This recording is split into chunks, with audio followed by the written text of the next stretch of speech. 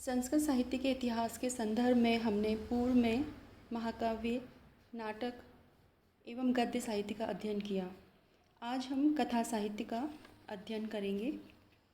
कथा साहित्य अथवा आख्यान साहित्य का इतिहास अत्यंत प्राचीन है। अधिकांश समीक्षकों की यही मान्यता है कि विश्व साहित्य में संस्कृत का कथा साहित्य ही सर्वाधिक प्राचीन है। न केवल भारतीय विचारक अपितु पाश्चात्य विचारक भी हमारे कथा साहित्य की प्राचीनता, मौलिकता, मनोरंजकता की मुक्त कंठ से प्रशंसा करते हैं। इन कथाओं या आख्यानों में संस्कृत के महाकाव्यों या नाटकों की तरह इतिहास प्रसिद्ध या पुराण प्रसिद्ध पात्रों को आधार नहीं बनाया गया है, अपितु साधारण पशु पक्षियों को कथानक के रूप में रखा गया है। जहाँ तक संस्कृत कथा साहित्य में उद्गम का संबंध है, यह परंपरा अत्यंत प्राचीन है।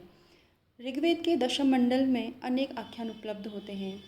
इस आख्यान परंपरा का ही विकास उत्तरकालीन वैदिक साहित्य, ब्राह्मण ग्रंथ, उपनिषद एवं पुराण साहित्य में देखा जाता है। रामायण महाभारत में भी इसी परंपरा के अनेक आख्यान उपलब्ध होते हैं। इस प्रकार कथा साहित्य की परंपरा उत्तरोत्तर प्रभावित होती रही है। बौद्ध साहित्य में भी धर्म नीति की शिक्षा देने के लिए जातक कथाओं के रूप में कथा साहित्य देखा जाता है। इस कथा साहित्य को दो भागों में बांटा जा सकता है, नीति कथा और लोक कथा। नीति कथाएं आकार, प्रकार, शैली और विषय की दृष्टि से लोक कथाओं से भिन्न होती हैं। नीति कथा का लक्ष्य मनोरंजन माध्यम द्वारा उपदेश प्रदान करना है। यह उपदेश मोक्ष या आध्यात्मिक विधा से संबंध नहीं रखता। नीति कथाओं का प्रतिपाद्य विषय सदाचार, राजनीति और व्यवहारिक ज्ञान है। इनके पात्र पशु पक्षी होते हैं, किंतु ये मानववत आचरण करते प्रतीत होते हैं तथा जीवन, राजनीति तथा आचार के गूढ़ रहस्यों का उद्घाटन करते हैं। जहाँ तक नीति कथा के उद्भव का संबंध है, पशु पक्षी की कथा के माध्यम से उपदेश देने के लिए प्राचीन काल से यह परंपरा चली आ रही है। ऋग्वेद में मनुष्य तथा मछली की कथा वर्णित है। छांदोग्य उपनिषद में उद्गीव श्वान की कथा कही गई है। रामायण, महाभारत और पुराणों में एक से एक सुंदर नीति कथाएं कही गई हैं। पतंजलि ने अपने महाभाष्य में काकतालीय जैसी लोकोक्तियों का प्रयोग किया है। नीति कथा साहित्य के प्रमुख ग्रंथ। सर्वप्रथम पंचतंत्र। संस्कृत नीति कथा का उल्लेख करते ही पंचतंत्र का नाम सर्वप्रथम हमारे समक्ष उपस्थित हो जाता है। यह संस्कृत नीति कथा साहित्य का अत्यंत प्राचीन एवं महत्वपूर्ण ग्रंथ है। प्राय सभी विचारकों का मत है कि पंचतंत्र विश्व साहित्य को भारतीय साहित्य की महान देन है तथा इसमें नीति संबंधी अत्यंत मनोहर शिक्षाप्रद कहानियाँ संग्रहित हैं। इस ग्रंथ की रचना के पीछे लेखक का उद्देश्य राजा अमर शक्ति के 3 दुर्बुद्धि पुत्रों को अत्यंत अल्प समय में ही पंडित बना देना था। विष्णु शर्मा ने 6 महीने में ही 3 राजकुमारों को न केवल नीति शास्त्र में प्रवीण बनाया, अपितु संस्कृत भाषा का अधिकारी भी बना दिया। पंचतंत्र के नाम से स्पष्ट हो जाता है कि इसमें 5 तंत्र अर्थात 5 अध्याय या खंड हैं। इन अध्यायों के नाम इस प्रकार हैं: मित्रभेद, मित्रलाभ, काकोलुकीय, लब्ध प्रणाश तथा अपरिचित कारक।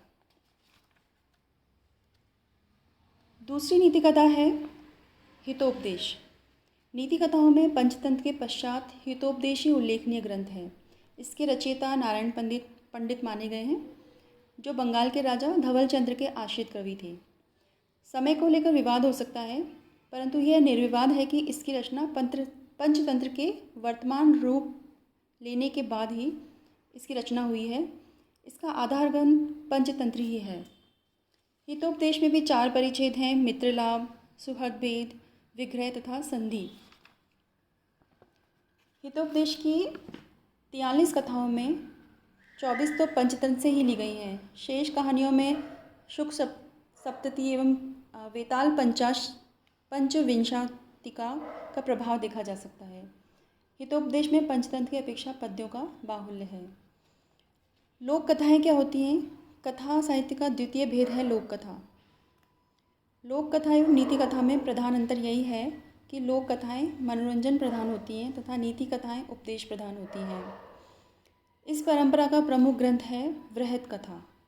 जिस प्रकार नीति कथाओं में पंचतंत्र का सर्वोच्च स्थान है, उसी प्रकार लोक कथाओं में वृहत कथा का सर्वोच्च स्थान है। इसके लेखक गुणाढ्य हैं। यह वृहत कथा पैशाची प्राकृत में लिखी गई थी, जिसमें लगभग 1 लाख पद्य थे, परंतु वर्तमान में ये उपलब्ध नहीं है। वर्तमान में इसके अनेक संक्षिप्त रूपांतरण पाए जाते हैं जो उसकी लोकप्रियता को व्यक्त करते हैं।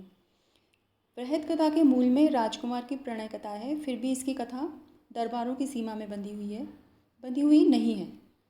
इसमें सामान्य जीवन संबंधी कथाएं हैं। संपूर्ण ग्रंथ आनंद, उल्लास और साहसिक घटनाओं से परिपूर्ण है।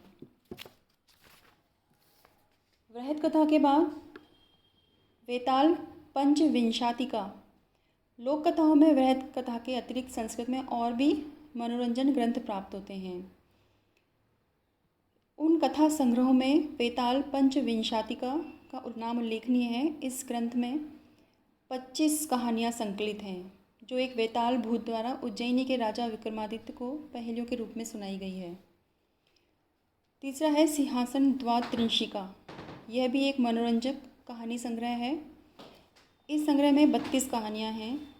ऐसा कहा जाता है कि एक टीले की खुदाई करने पर राजा भोज को एक सिंहासन मिला है। वह सिंहासन राजा विक्रमादित्य का था। जब राजा भोज इस सिंहासन पर बैठने लगे तो उसकी 32 पुतलियाँ राजा विक्रमादित्य से संबंधित एक एक कहानी कहकर उड़ गई। प्रत्येक पुतली ने राजा से यही प्रश्न किया कि क्या तुम्हारे में ऐसा गुण है?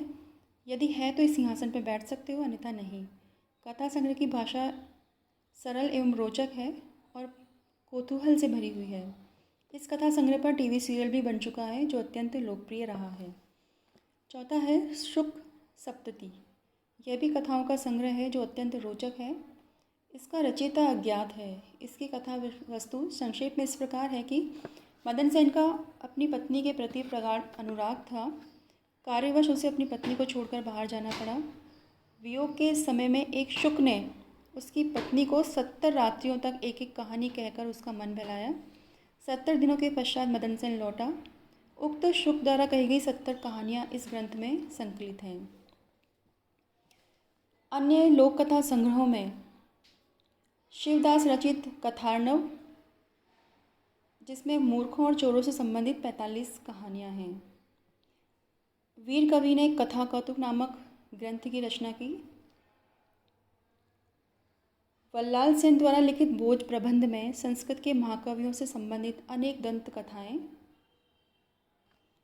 संस्कृत के कथा साहित्य को बौद्ध एवं जैन लेखकों ने भी समृद्ध किया है। बौद्ध रचनाओं में क्षेमेंद्र की अवदान कल्पलता तथा आर्यशूर की जातकमाला उल्लेखनीय है। जैन लेखकों में हेमचंद्र रचित परिशिष्ट पर्वन, राजशेखर सूरि विरचित प्रबंधकोश उल्लेखनीय हैं। इस प्रकार संस्कृत कथा साहित्य की संक्षिप्त रूपरेखा का अवलोकन कर यह कहा जा सकता है कि यह अत्यंत समृद्ध था। इन कथाओं ने भारतीय सभ्यता और संस्कृति को देश विदेश में प्रसारित करने में महत्वपूर्ण भूमिका प्रस्तुत की है।